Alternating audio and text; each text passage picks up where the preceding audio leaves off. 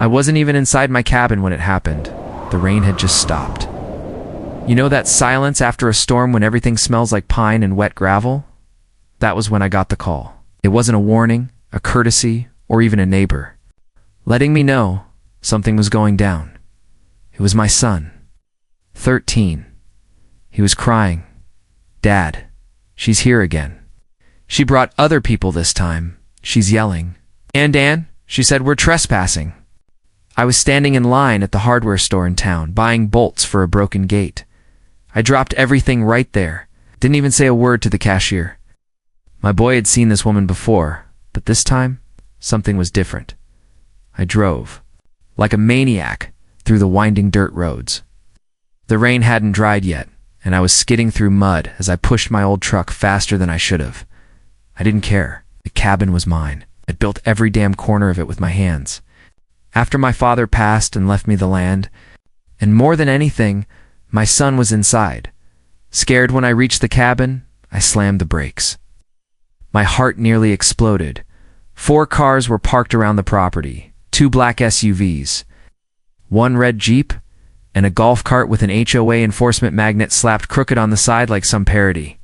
The kind that screams authority without having any? She was there, Karen. Every neighborhood has one. Ours was certified. Clipboard, sunglasses, fake smile, and an overblown sense of control. Except she wasn't standing at the gate this time. She was on my porch, and she was screaming. "You are not authorized to reside here," she barked at my son, who was standing in the doorway like a deer in headlights, clutching my old dog's collar. "This cabin is not zoned for residential use per HOA, bylaw section 12.13. You and your father are in violation." I stepped out of the truck slowly. Karen didn't see me at first, but her cousin did. That part was strange. Her cousin had never shown up before. Tall man in a gray coat, pacing nervously near the Jeep. He didn't look like HOA. He looked like he wasn't supposed to be here, but that realization came later. "Back away from my son," I said. Low and cold, Karen turned. Her face changed. Not in fear, no. She didn't know how to be afraid. She wore entitlement like perfume. She actually smiled. Well, finally decided to show up, huh? She cooed, stepping off my porch like it belonged to her. You can't just move back into an old family property without going through proper community protocols, you know. The board has rules. I wanted to laugh. This cabin was built in 1972, I said. It predates your HOA by 30 years. Karen crossed her arms. The HOA governs all structures within the Crystal Pines. Community boundary is updated in the 2007 annexation agreement. Annexation that was ruled invalid in the Montana v. Crossridge suit 3 years ago, I shot back. I had receipts. Karen never did her homework, but she didn't flinch. People like her never care about truth. They care about control. And I was about to find out just how far she'd go. My son came running into my arms, tears still on his cheeks. That broke me. You scared my kid, I growled. Karen raised her hands mockingly. Oh, please. Maybe if you taught him that squatting isn't legal, you call this squatting. I pointed at the porch. There's a plaque on that post with my father's name on it. You think a man would put his father's ashes under a deck? He doesn't. Own. That silenced her for half a second. But then her cousin stepped forward, and that's when things really started. Unraveling, he whispered something into her ear. Her face froze. Then she smiled. Again, but it was different. Stiff, almost.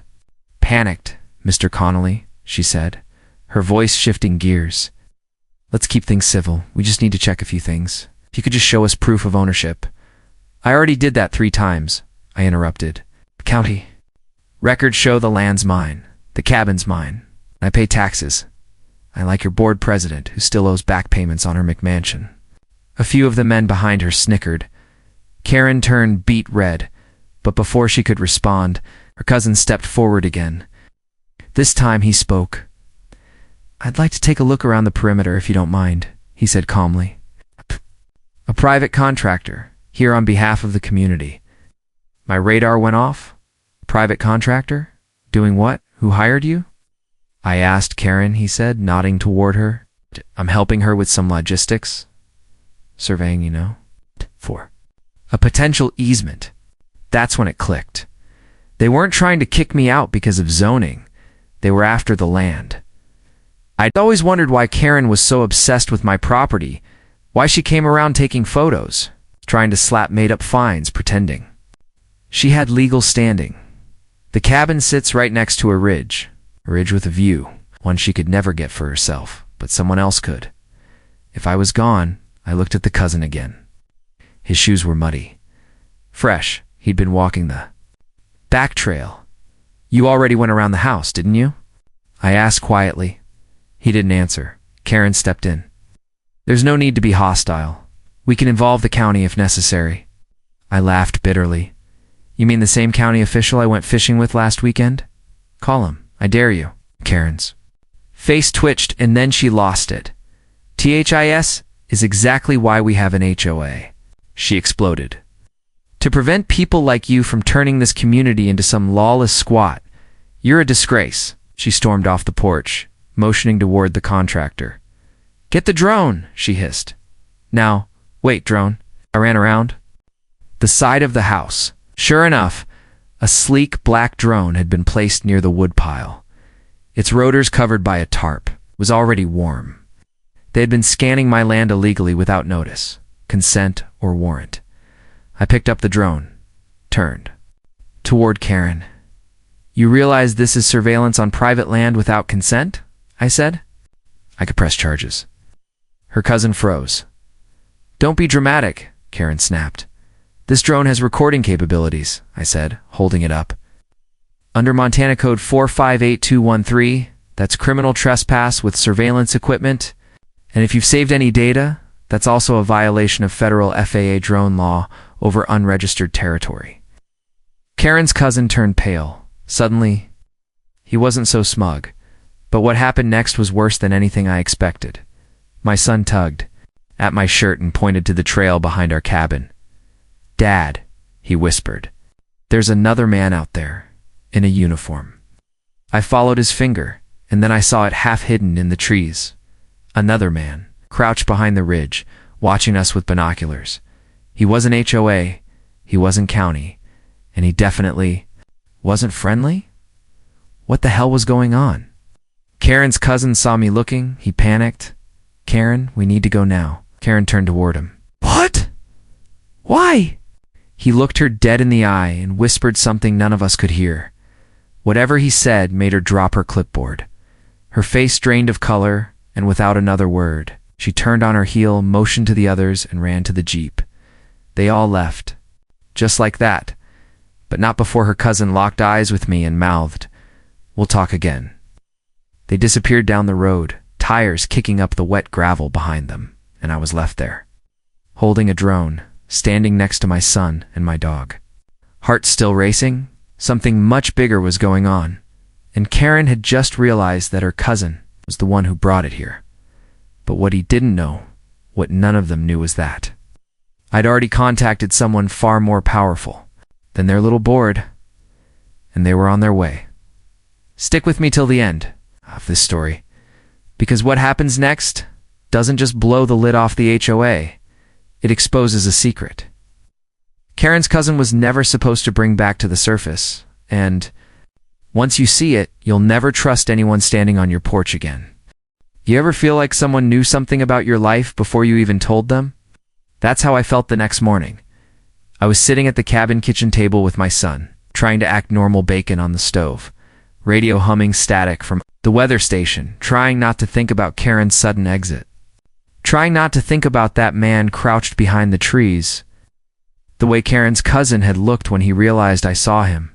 But the truth was, nothing felt normal anymore. My son was still shaken. He kept asking if we were safe. I told him, yes, but inside. I wasn't so sure. I thought about calling the sheriff. This wasn't the kind of thing you just dial 911 for. This felt deeper, like the kind of trouble that smiled at your face and recorded you behind your back. That drone was still on the workbench. Ow. I hadn't even opened it yet. Something told me not to touch it, not yet. Instead, I walked to the back of the cabin and stood at the edge of the ridge, the trail the man had stood on. It led straight through the old forest, down to a clearing that used to belong to my father. And that's where the memory hit me. It was about 15 years ago. I was barely out of college, back home for my father's funeral. We were sitting on this same porch, just me and an old friend of his. A man named Duke. Wore flannel year-round, always chewed cinnamon bark. I barely knew him, but he spoke like he'd known me since birth. "I told your dad this land would be trouble someday," he muttered that evening. "Too valuable, too visible. One day someone's gonna want what's buried under it." I'd laughed at the time. Buried under it. Duke had leaned closer. Old mining contracts. Ones that were never legally closed. "This ridge sits right above it. Someone starts sniffing around, you get surveys, you get contractors, and then suddenly you're kicked off your own mountain." I thought he was crazy. Now I wasn't so sure. I pulled out my phone, searched the last drone registration in the area. Nothing came up. Totally off-grid, meaning it wasn't just a nosy neighbor. Toy. It was flown by someone who didn't want to be tracked. I knew who could help me. My wife's cousin, Rena. She used to work cyber forensics before she left the city and moved to Bozeman, where I hadn't spoken in over a year. Not since the divorce, but I didn't care. I needed answers. I drove into town and met her at a quiet cafe. She looked tired, like she hadn't slept in days. But when I showed her the drone, her face lit up with professional interest. "Someone spent good money on this," she said, carefully prying open the drone's memory card slot. "Looks military grade. Civilian accessible, but customized. Definitely not from Best Buy." She connected the chip to her laptop. What we saw next made my stomach turn. It wasn't just footage of my land.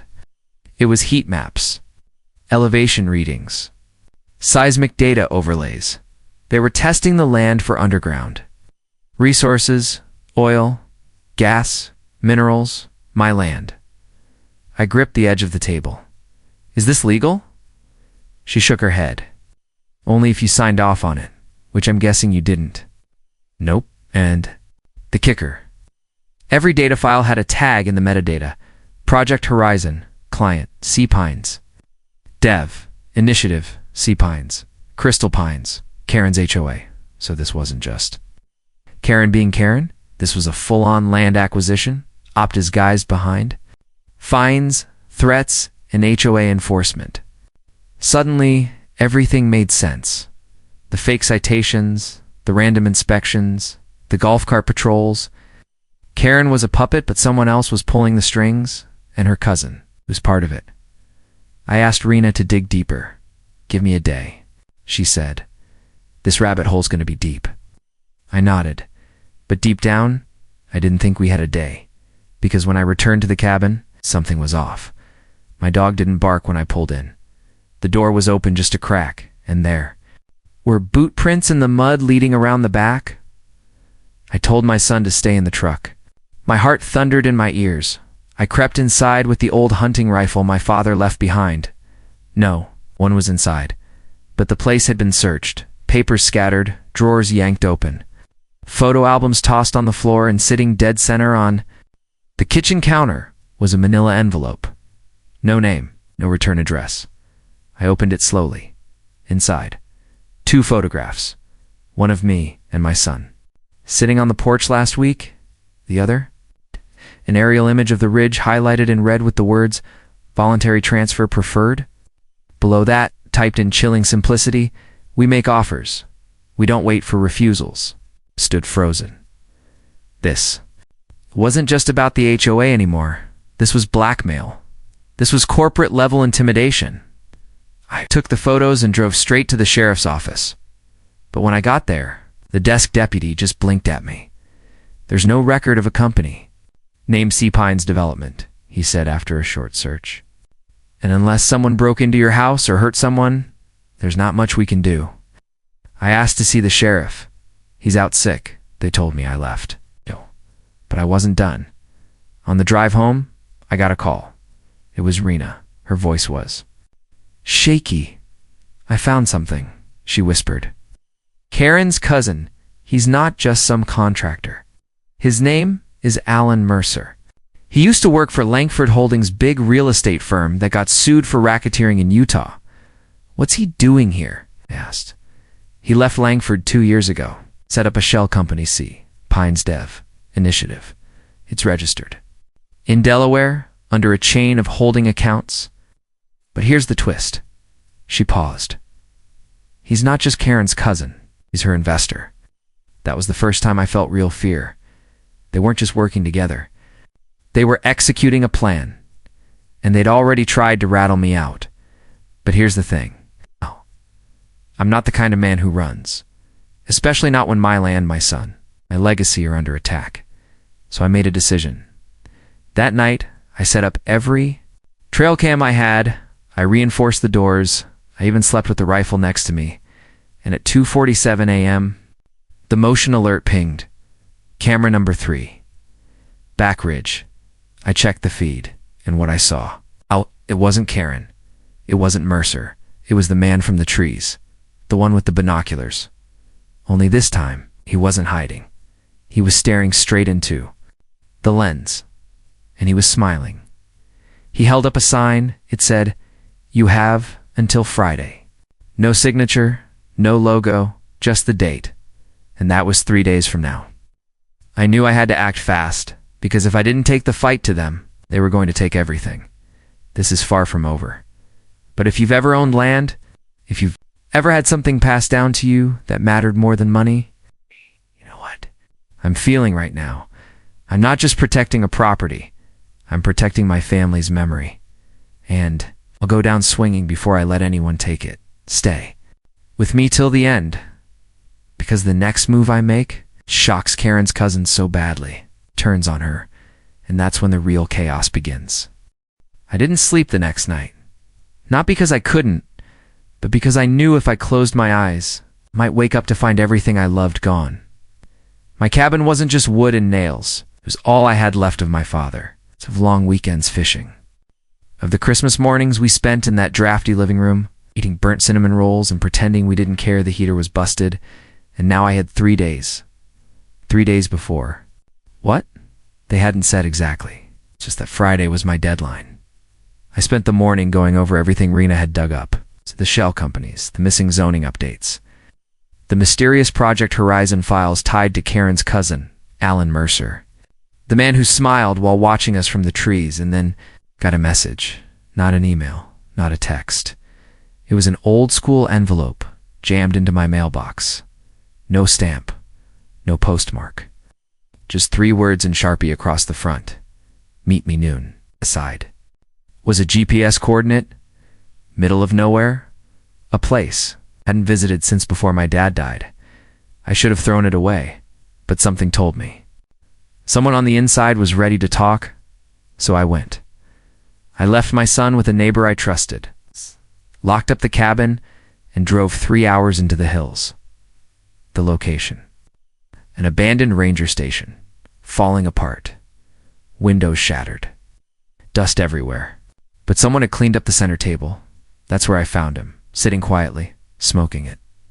Was the man from the trees, but this time he wasn't smiling. "I shouldn't be doing this," he said, without even looking up. "You're doing it anyway," I replied. He stubbed out the cigarette. "I used to work for Mercer," he said. "They paid me to scout land. Soft intimidations, a few burned fences, some loud drones, enough to make owners voluntarily sell." I swallowed hard. "And my cabin?" He nodded. "They want the ridge. There's something under it worth millions. Geothermal reserves. Mercer's team scanned it illegally using high-tech drone rigs. Karen's HOA helped distract you while they did it." I laughed bitterly. "So that's why she cared so much about lawn gnomes and bird feeders." He grinned. "Exactly." Then he got serious again. "But something changed last week. Mercer met with someone new. A woman, dressed like a lawyer, but moved like a spook." I tensed. "She government." He shook his head. "Worse. Private security. Black contracts. Ex-Intel types. She gave Mercer a file and told him, 'Take the ridge, or we do it our way.' That's when I realized this. It wasn't just about an HOA or a land developer, or even money. This was corporate warfare, and I was in the middle. I asked the man why he was helping me. He looked at me for the first time. My brother had land in Utah, he said. Same company, same tactics. They drove him out. He didn't survive the aftermath. I didn't ask what he meant. I didn't need to. He handed me a thumb drive. Here. Everything you need. Drone scans, memos, emails between Karen and Mercer, even a payout ledger from the HOA board. You expose this, it'll rip them apart. I took it slowly, but he grabbed my arm before I left. Be careful, he said. Karen's cousin isn't scared of lawsuits. He's scared of exposure. There's a difference. I nodded, but what I didn't expect was that Mercer had already anticipated this, because by the time I got back to town, he'd called a surprise HOA emergency board meeting, not just any meeting. It was open to the public, and the agenda: community response to ongoing hostilities and property disputes. A setup. And I walked right into it. The community hall was packed. Karen stood up front, holding a stack of documents and pretending to smile.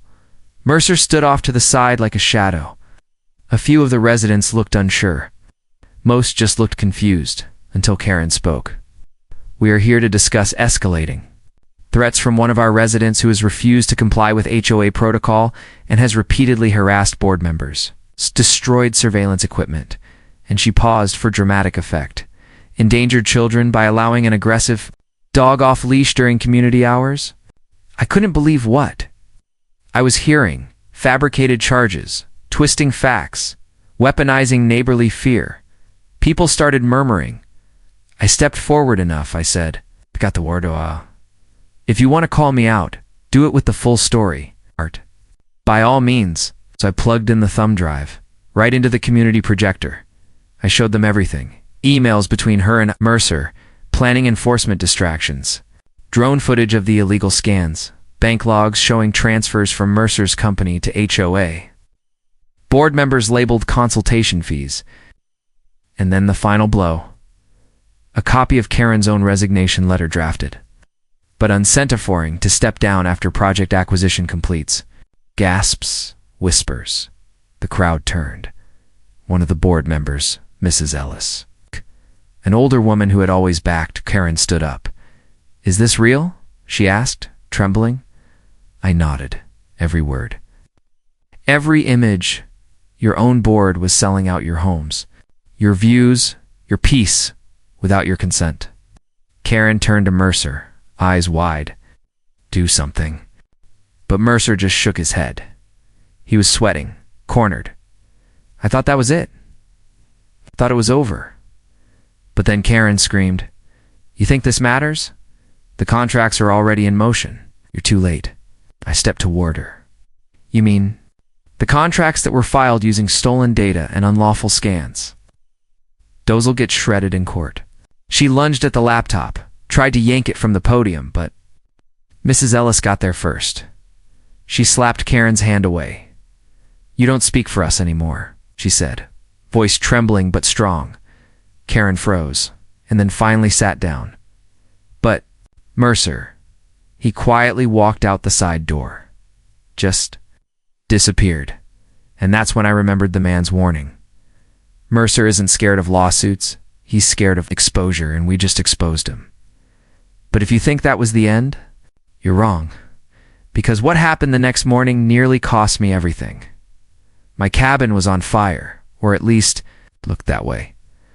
Smoke billowed from the back shed. I ran toward it, heart in my throat.